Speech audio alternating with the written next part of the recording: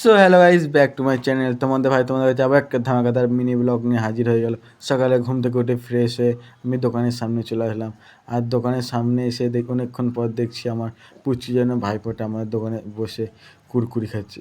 আর কুরকুরি খাওয়ার পর দেখছি একটা সস বেড়েছে।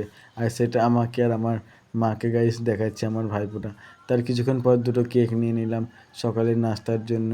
আর দুটো কেক আমি খেতে খেতে এখন অঙ্কনদার বাড়িতে আছি, যেহেতু অঙ্কনদা আমাকে কল করেছিল, সকালে যাওয়া হয়নি। তারপরে একটা আপেল নিয়ে নিলাম। আর আপেলটা খেতে খেতে আমি গাইস এখন গঙ্গার ধারে চলে আসলাম। আর গাইস গঙ্গার ধারে এসে দেখছি একটা কাকা জাল ঝাড়ছে।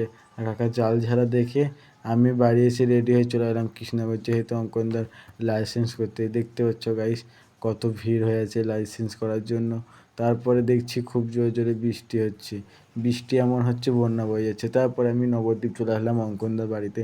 আর অঙ্কনদা ওপরে গেছে গাইস, এখন আমি একটু নিচে রেস্ট নিচ্ছি। তারপরে আমি বাড়ি যাচ্ছি। আর অঙ্কনদা তারপর দেখছি আমাদের 3 নম্বর পার্টনার আমাদের লিডারের সাথে দেখা হলো গাইস।